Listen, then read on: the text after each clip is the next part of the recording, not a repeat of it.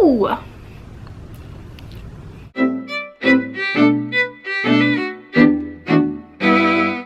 Hey YouTube, it is me and I am here with a Q&A, and I have promised to make this Q&A extremely not formal, but extremely like informative. Like I really went through my comments and made sure that I was answering questions that you guys have really frequently been asking. So here goes. I hope you enjoy this Q&A. Does having college experience matter whenever you're applying for the flight attendant job?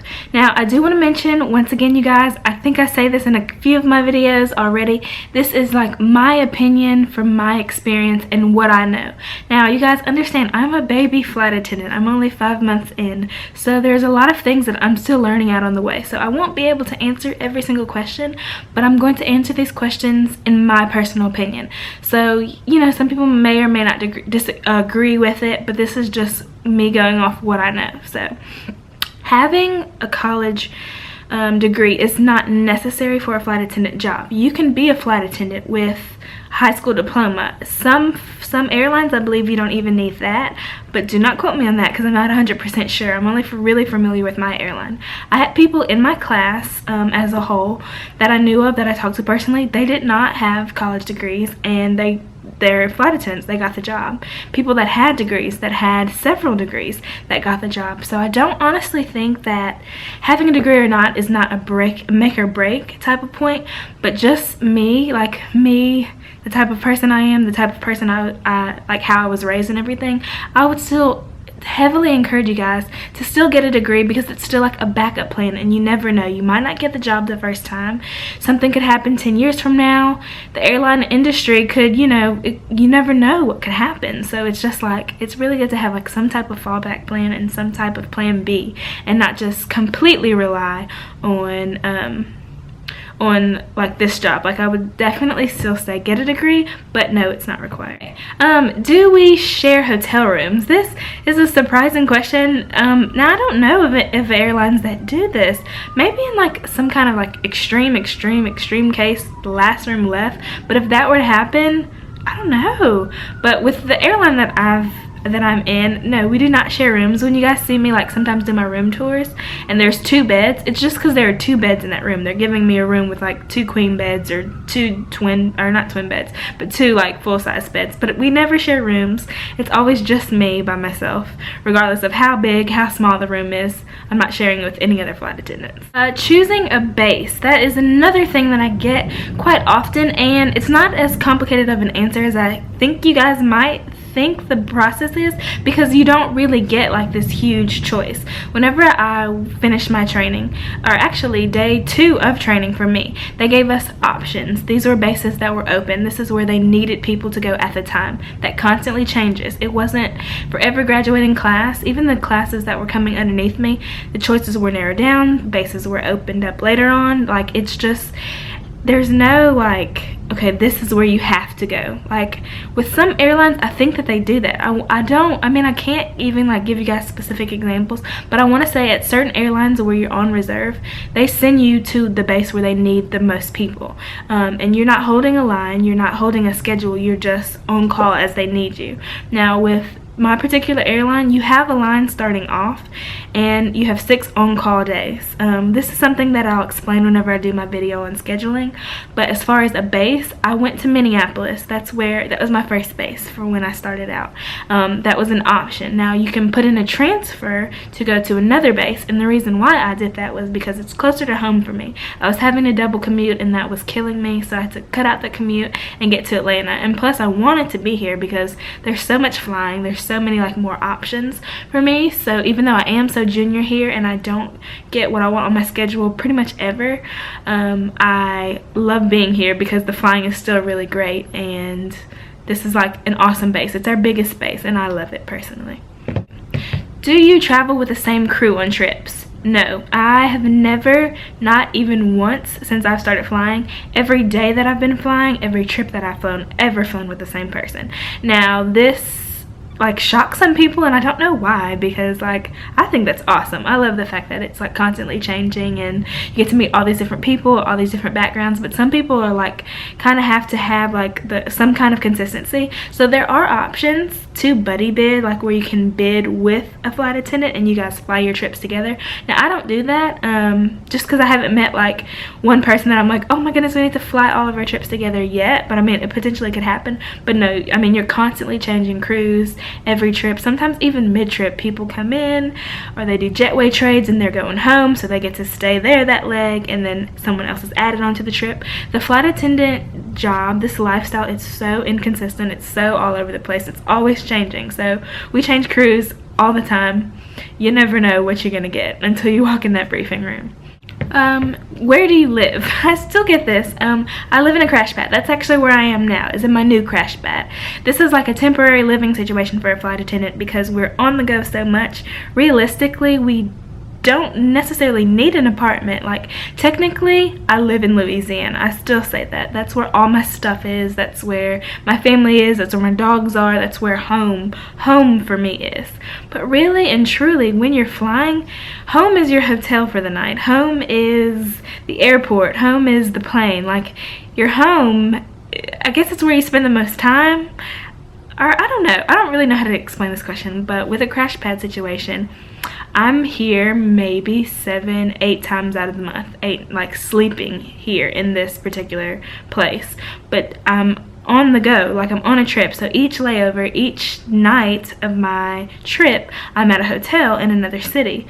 So it's not necessary to have a crash pad. This is just a cheaper option that flight attendants do have. You can Google it and see like how much a crash pad would be, or like where they are in different areas. There's all different kinds. I don't know if that's something you guys would want me to like go in more depth about, because it's really kind of irrelevant to tell someone about a crash pad unless they're a flight attendant, unless you have this job. You know, knowing what a crash pad is really means nothing to you. So yes, I have a crash pad, and yes, I have a home in Louisiana. Dealing with jet lag and dealing with time zone changes, oh, this is still a struggle for me. Like I'm not even gonna lie and say that I've figured it out and then I know the key to jet lag, because when I am off and when I go home, I am sleeping my life away just to like catch up and get back on the right sleep cycle. Because home, I'm in Central Time. Then when I'm at work, starting my day off, I'm in Eastern Time, going to Pacific Time, Mountain Time, and Eastern Time. I've been having to go to Eastern Time a lot, and don't even get me started on internationals. Then that just throws my whole life out. I've only done 2, and I'm just like, I need 6 days to recover from this.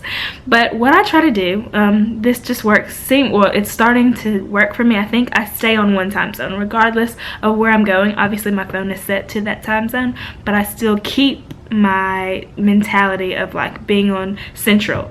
So even though I go to Eastern and work in Eastern, I hope this is not confusing, I have my watch set to Eastern time zone because that's where I start my work day. I check my phone and I just go an hour, like I subtract an hour. So whenever I go to my layover, let's say I've flown from Atlanta to Los Angeles, so now I've gained time.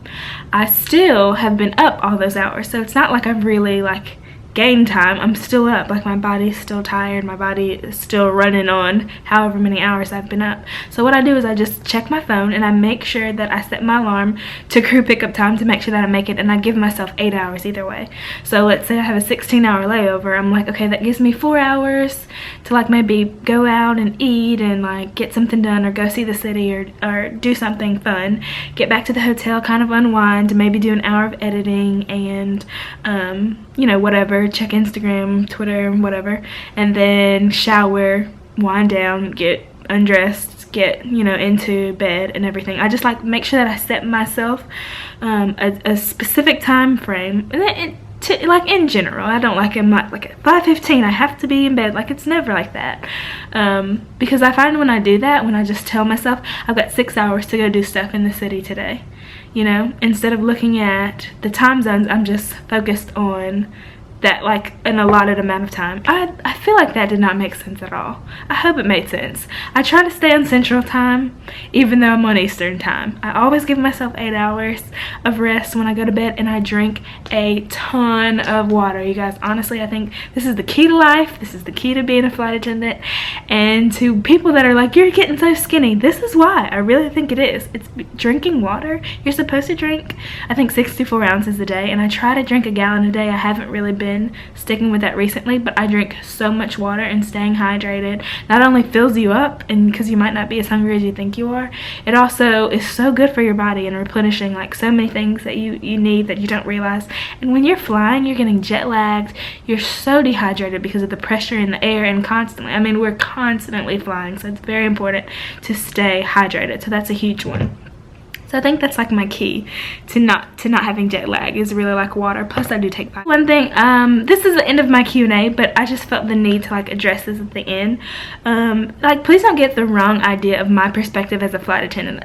It's not all fun and games. It's not like all happy-go-lucky all the time. I have a really good, you know, outgoing personality. I'm a people's person, so that's why it's easy for me to deal with a lot of things. But you guys, it's not always like, oh, I'm traveling the world and I'm going everywhere. It's still a job. Like, there's still so many things that that come with this job that can be stressful, that can be hard to deal with. And then I've also found, and the reason why I'm saying this too, is a lot of my subscribers that I'm starting to see, and then even just people that are emailing me, tweeting me, sending me snaps, which I love you guys snaps by the way, are for other airlines, America and I think it's called Mesa or Mecca, Canadian Air Mexico, one girl even from Emirates, United, like all these other girls, or you know, guys, are finding my page just because it's like flight attendant in general. So I try to make some of my stuff really general, but you guys, please understand, it's still different. Like, I work for Delta Airlines and I hold a line. And what that means is I have a schedule. I get to know like what I'm doing for the next month. Now I can switch that around a lot, and I'm gonna have to do a scheduling video because it's just like, it's kind of complicated. But please, like, I had someone who got a job with another airline that was not Delta, that was like, this isn't what I thought it was, you know, because she's on reserve, and you know, she doesn't hold a line, so she's like on call all the time. So I think for her the job wasn't what she thought it was going to be, and she disliked it. And I'm just like, I told you guys, I'm a baby, like I just started flying, so I don't know what it's like to be on reserve. I don't know what it's like to just not know where you're going all the time. That scares me. I would never want that. I would never wish that on people. But at the same time, it can't, there's probably other things about reserve that I don't know, but I can't answer that question for you guys. So for those who ask, like, what does it mean to like hold a line and be on reserve or on call all the time? Technically, I am on call 6 days out of the month, but because of the way my scheduling works, I really get to bid for trips. So almost always, I mean only twice out of every single time I've ever bid have I not gotten it and gotten standby, and then I've been used the next day. But that's a scheduling video that'll come later on. So this is my Q&A. I hope you guys enjoyed it. I hope I answered some of those questions that I've like seen popping up a lot. Once again, feel free to leave any other questions or comments down below, and if I don't answer them in the comments, then I'm probably working on a video for it. Thank you so much to all my new subscribers. We're growing. I'm so excited. I met Justine Skye today in the Atlanta airport, which that was awesome. So yeah, you guys, go check out my Instagram and my Snapchat, and I'll see you in my next one. Bye.